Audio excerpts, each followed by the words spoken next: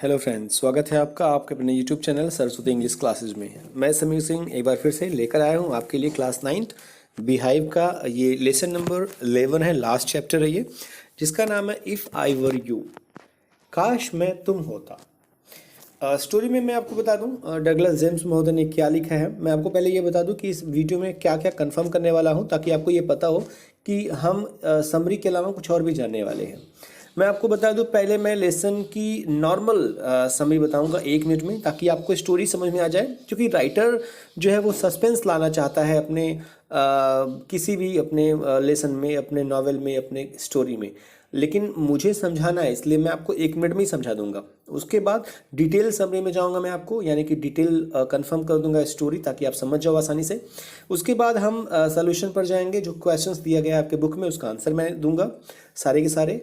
उसके बाद कुछ एक्स्ट्रा क्वेश्चन, जैसे कि टाइटल जस्टिफिकेशन, यानी टाइटल जस्टिफिकेशन, टाइटल सही है इसका, इफ़ आई वर यू, क्या ये सही टाइटल राइटर ने रखा है या कोई और होना चाहिए। जैसा कि ये क्वेश्चन इंपॉर्टेंट है इसलिए मैंने रखा है। थीम जो स्टोरी की है वो बहुत इंपॉर्टेंट क्वेश्चन है, इसलिए वो भी रखा है मैंने। अलावा उसके कुछ क्वेश्चंस के सेट रखा है मैंने, 4-5 क्वेश्चन है जो आंसर आपको देनी है, अनसॉल्व है वो। अगर आपको आप कहानी सही से सुन लोगे तो वो आप कर लोगे। अगर आपको परेशानी होगी तो आप मुझे बताइएगा, मैं उसका सोल्यूशन आपको कहीं ना कहीं सेंड कर दूंगा, चाहे पीडीएफ फाइल से चाहे कॉपी पेस्ट से। तो चलते हैं स्टोरी को पहले 1 मिनट में कंफर्म करते हैं। स्टोरी जो है ये 2 व्यक्तियों की कहानी है। ये एक आपको बता दूं 1 एक्ट प्ले है। 1 एक्ट प्ले एक ऐसा नाटक आप कह सकते हो, ये कहानी है जिसमें एक ही एक्ट होता है, एक ही एक्ट में पूरी कहानी खत्म हो जाती है। इस कहानी में 2 किरदार हैं। पहला है वो है ये बंदा जो कि इस लेसन का प्रोटेगोनिस्ट है, मुख्य वक्ता है, मेन कैरेक्टर है। और दूसरा है ये बंदा जो कि एक इंट्रेडर है। इंट्रेडर मतलब होता है घुसपैठिया। ये महोदय हैं GERRARD। इसे जिराड बोलते हैं, गिराड नहीं बोलते, आपके बुक में लिखा होगा। इसे जी से यहाँ जिराड बोलते हैं, जे जिराड। तो ये जिराड महोदय हैं, ये इंट्रोडर महोदय। जिराड महोदय जो हैं वो एक नाटक मंडली में काम करते हैं, एक नाटककार हैं।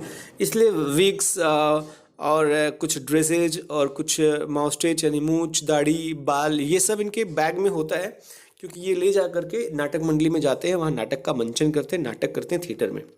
इसलिए ये नाटक कलाकार बनता है। ये अपने घर में होता है और ये सामान लेकर के जा रहा होता है नाटक मंडली में, वहाँ नाटक होने वाली है। इसलिए तभी एक घुसपैठिया अंदर पहुँचता है और वो चाहता है कि वो इस बंदे को मार करके इस घर पर, इसके शरीर पर, इसके संपत्ति पर, इसके गाड़ी पर, सब पर कब्जा कर ले। और वो इसलिए क्योंकि दोनों की शक्ल लगभग एक जैसी है, और चूंकि ये घुसपैठिया है, चूंकि ये मुजरिम है, इसको पुलिस ढूंढ रही है, इसलिए चाहता है कि मैं इसे मार डालूंगा तो इसे बाहर कर दूंगा, पुलिस वाले इसे पकड़ करके लेके जाएंगे इंट्रेडर के रूप में कि यही है घुसपैठिया, यही है वो बंदा जो ये सब कांड किया हुआ है।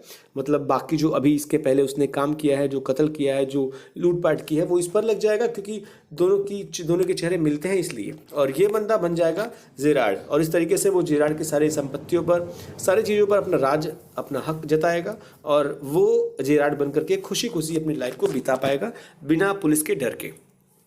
इस तरीके से कहानी जो है वो कुछ मोड़ भी लेती है।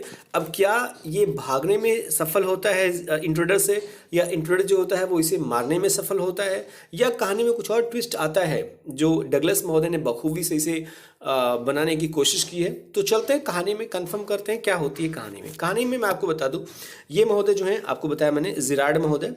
नाटक के शुरू में ये जिराड महोदय अपने घर में होते हैं। यह एक नाटककार हैं। हम देखते हैं कि जिराड जो है वो किसी से फोन पर बात कर रहा है, वह कहीं बाहर जाने वाला है, इसलिए बात खत्म करके वो कहता है कि मैं 10 मिनट में पहुंच रहा हूं। इस तरीके से वो बात खत्म करके वो अपने यात्रा का बैग जो है वो तैयार करता है। चूंकि उसे जाना है इसलिए अपने बैग को वो तैयार करता है, उसे सामान उसमें रख करके वो निकलने ही वाला है।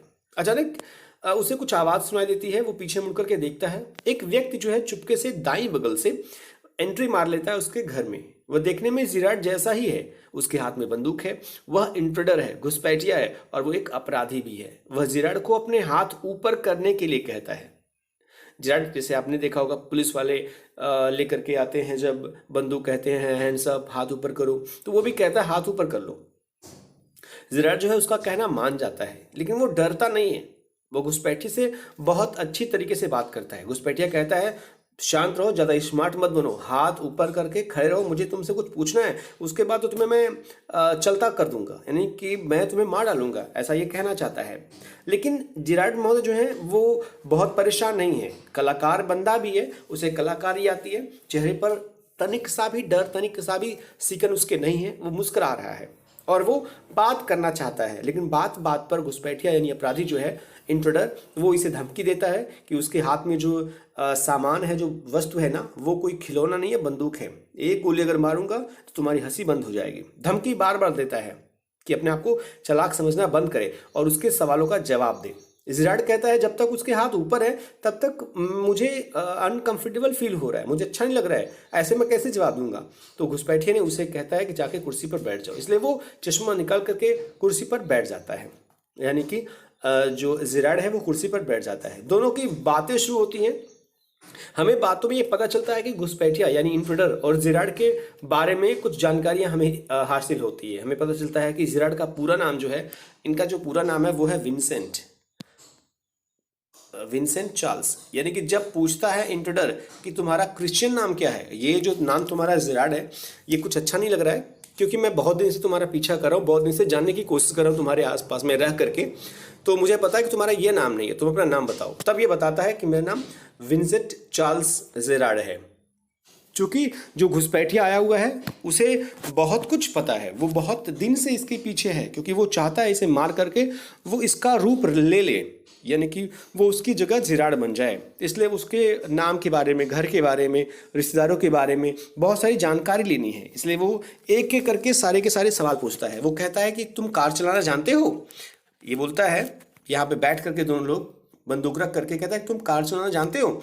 ये बंदा कहता नहीं, मुझे कार चलाना बिल्कुल नहीं आता, यानी ये झूठ बोल रहा है। तो ये कहता अच्छा मुझसे झूठ बोल रहे हो, ज़्यादा चालाकी मत करो, मैंने कल ही तुम्हें देखा तुम कार चला रहे थे। तो इसने कहा हाँ हाँ मेरे गैराज में है एक कार, तुम क्या चाहते हो।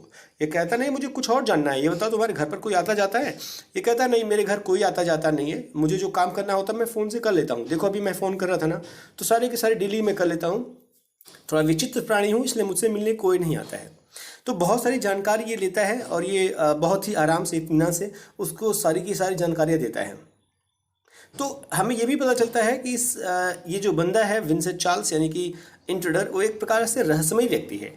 कई बार वह यहाँ होता है और अगले ही दिन वह कहीं और दिखाई देता है। तो अपने जो आदेश होता है, जो ऑर्डर होता है, वो फ़ोन पर देता है और कभी भी किसी व्यापारी से मिलता नहीं है। इस तरीके से अपने बारे में बताता है इंट्रूडर को।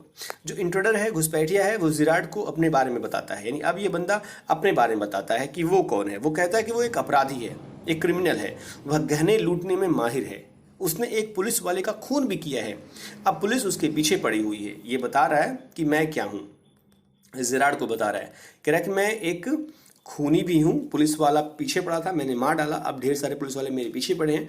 वह जानता है कि उसकी जिराड से शक्ल मिलती है, इसलिए वह जिराड को अपनी योजना बताता है कि अगर मैं तुम्हें मार डालूंगा तो मैं जिराड की पहचान ले लूँगा, मैं तुम्हारा आईडी प्रूफ जो भी होगा वो ले लूँगा, मैं तुम्हारे पास कार है वो ले लूँगा, तुम्हारे घर पे भी कोई लोग नहीं आते हैं, तो कोई चिंता ही नहीं है मुझे, कोई मिलने का कोई डर नहीं है, किसी से बात करने का डर नहीं है, कोई मतलब नहीं है। तो मैं तुम्हारी पहचान के साथ यहाँ रहूँगा तुम्हारे घर पर और तुम्हें मार दूंगा और पुलिस के हवाले कर दूंगा कि यही है बंदा जिराड।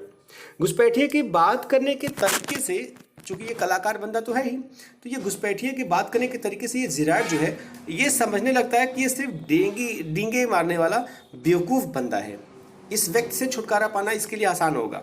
इसलिए जिराड जो है वो एक कहानी बनाता है। कहानी क्या सुनाता है जिराड, देखिएगा। देखिए मुसीबत में आपको अगर कोई आपका साथ देने वाला है तो वो है आपका पेशेंस, कूल माइंड। तो अगर आपके पास पेशेंस, अगर आप डरते नहीं हो, ये कहानी यही बताती है कि किसी भी समस्या से आप लड़ सकते हो अगर आपके पास धैर्य है तो।